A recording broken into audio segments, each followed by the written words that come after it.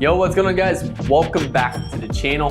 My name is Nick Theriot, and today I have a new video for you guys where we're going to discuss the single most important thing that I'm currently doing to prepare for iOS 14. This won't be maybe the things you're thinking of, and it's going to be one of the biggest differences you can do in your advertising campaigns in preparation for iOS 14. So with that being said, before we get started, make sure you hit the like button below. And if you're new to the channel, hit that subscribe button for new videos every other day, just like this one. Okay guys, so iOS 14 is still something that I've touched already on this channel for a little bit and haven't really made a video on it. And honestly, it's still something in this industry right now as we know it that is, we don't really know much about it. There's a lot of different skepticism about these different things that's going to come up due to it. But without experiencing it, it's hard to predict completely exactly how it's going to affect us. How many people will opt out of us tracking them versus not. That's a big thing right there. I look at it as GDPR, where it wasn't that many people compared to what everyone was thinking of. So what can you do to prepare? Obviously you can, verify your domain. You can go ahead and set up your server-side pixel tracking. You can experiment with some software like Hyros, where they do some really advanced tracking that they claim can actually go ahead and get past it. But out of all that, what else can you do?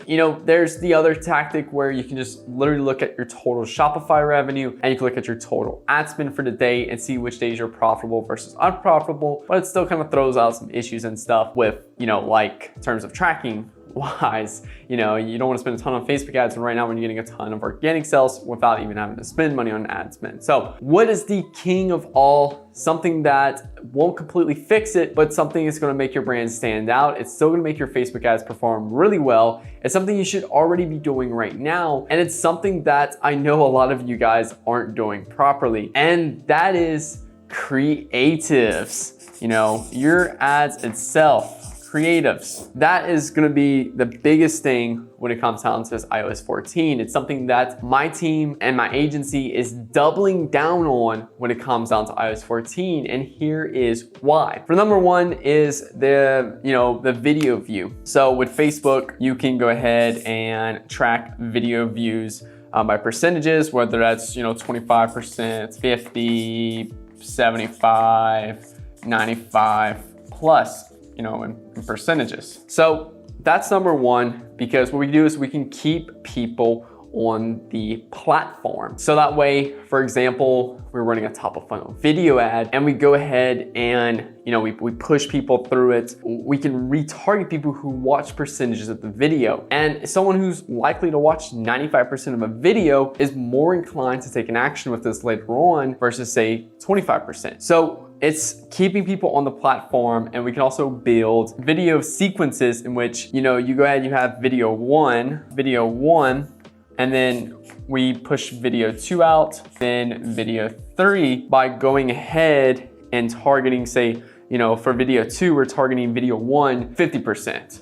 For example. So everyone who's watched 50% or more of that video 1, we're targeting with video 2. Then everyone who's watched 50% or more of video 2, we're targeting with video number 3. So these two videos right here, video 2 and video 3, will be retargeting ads, and they'll all be retargeting each other. And then the next thing is the psychology of which, the content you put in those videos. So we want to pre-frame people in order to, better understand your product and your service in V1. V2, we're gonna, handle objections and stuff. Our video 2 actually will do something more along the lines of different reasons why you need our product. So video 1 is pre-framing people with the product and stuff. We're introducing to them. Video 2, we're starting to really hit on those desires they may have to get them more engaged with the product. And in video number 3, we're going ahead and we're really leveraging objection handling. So we're gonna dig deeper into what's preventing these people from purchasing right now in the market. So we're gonna hit those objections and stuff. So that way we have this retargeting sequence of videos, and we're gonna run conversion, purchases, and all that stuff. We're still gonna run that. We're not gonna run video views because we don't want trash traffic. We're still gonna be pushing this, but we're gonna really double down on,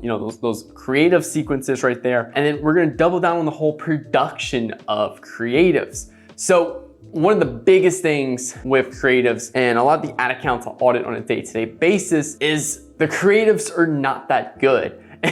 I'll be honest with you. We need to really double down on the creative production. So for example, I was just working with an ad account today, and a lot of the creatives in that account are good, but the product is really hard to see. So, that's like if I put my Sharpie right here in this video, and you're scrolling through YouTube and you expect to get this Sharpie to poke out at you while you're looking at the thumbnails. Whereas I put it all the way up to the camera, it's right there in your face. It's easier to see, it grabs your attention a little bit more. So if I'm selling a Sharpie, but I want the product right here or right here. So first thing is just having the product more visible in the creative itself. Second thing is more eye-catching and appealing creatives. So, another thing I did with this particular ad account today is go ahead and dig deeper into how can we really make these creatives pop. So a lot of the creatives in there were dark colors, and this is a fun product. This is a fun, uplifting product. And a lot of the creatives in that account were dark, gloomy. They had a few that were sunny, but it wasn't really that poppy. So how can we make the creatives pop more? And the way I did that was just add some colorful backgrounds behind it. Now, again, this won't be for every product in terms of your creatives, in terms of your product nature, your product and stuff. If you're going for a dark, gloomy gym vibe for your particular product, then that won't really work. So for this particular product, yes, it's fun, upbeat and everything. What we did is we leveraged, some really good poppy creatives and stuff in the background, which worked really well for us. So doubling down on creative production, really focusing on your consumer psychology. How can we approach the sale in different angles of which? So let me show you that real quick. Let's just say, you have your product. Let's just say energy drink. So what type of creatives can we create around this? A lot of people would probably, especially the people that I audit, their ad account and stuff, not trying to call everyone out, but their adding would probably be just, it gives you more energy. So that's probably what a lot of people are gonna do, gives you more energy. Here's an energy drink, gives you more energy. But with creative production, to really take it to the next level is to really first identify your core audiences. So for an energy drink, we can market this to gamers. We can market this to people going and work out to the gym. We can market this to, entrepreneurs who want to perform better. And we can create creatives around that specific niche, calling out those pain points or really promoting out those specific benefits. So for example, here's an energy drink. We can do an ad angle for gamers. We can do an ad angle for entrepreneurs, and then we can do gym people. And then we can even go further into this. So this is where you're really really dig deeper into the creatives creates the audience. So a lot of people, you go on Facebook, you do your targeting and stuff, and then you launch your creatives. Whereas with the creative creates the audience, we're building the creative that's gonna attract our ideal audience. So we can go a lot more broader targeting. And that's how Facebook's really pushing more and more too. So with the gamers, we can do gaming in the ad. We can do, maybe some top celebrities, top influencers in the gaming industry. Influencers, we can show a gamer tired, low performing score, hating his day, all that stuff. And then how can we channel that to our product, which is going to give us more energy? So that is the key with, the creative creates the audience versus the audience creating the creative. I know that doesn't really properly make sense. So going back to the top, what's really gonna separate your business and what's really gonna help your business in iOS 14 is something you should already be doing right now. And that's doubling down on creative production and doubling down on, like I said before in a video or two ago, is grabbing that attention, creating desire and a reason to take action. Now, doubling down on these key concepts with paid advertising is gonna allow you to better perform in iOS 14. It won't be as simple anymore. It's just simply taking a product, energy drink, gives you more energy, blasting it out, and Facebook's gonna find the quick little low-hanging fruit that's gonna give you those sales and stuff. Now you have to go deeper into consumer research. You have to go deeper into identifying customer personas, going deeper into what they really want, some of the people they look up to and stuff. How can we leverage that? Really dig deeper into actually creating content, photos, and videos with your product that really acknowledges all of this and really grabs their attention, really hitting on their desires they want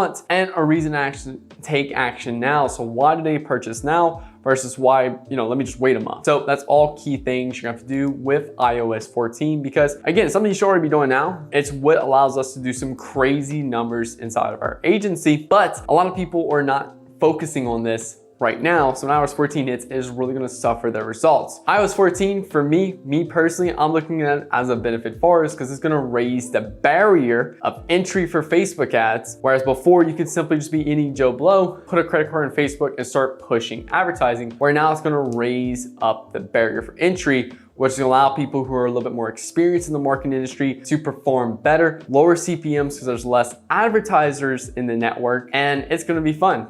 I'm gonna enjoy it. It's definitely not gonna be as good in the past, but having adaptability is key. So looking at the market, looking where it's at right now, how can we adapt to it in terms of what do we need to do to better perform versus just sitting there and posting on Facebook. I wish Facebook was, like this again back in 2014, whatever, whenever you got into it. Now, if you're a paid advertiser and you're spending over $1,000 a day and you're kind of concerned about all this and you need a team to come help you out, then click the link below to book a call with my digital agency. I'll hop on the call with you. We'll go ahead and we'll look at your ad accounts and stuff. We'll give you our feedback of what you need to do to improve and better prepare for iOS 14. Again, make sure you're spending at least $1,000 a day before you click that link below in paid advertising across all channels, and we'll hop on a call together. So if you enjoyed this video, make sure you click the button, the like button below, the thumbs up button below this video. And if you're new to the channel, hit that subscribe button, post new videos just like this one every other day. So it's about that time today, guys. Again, my name is Nick Theriot. Hope you enjoyed this video, and I'll see you guys later. Peace.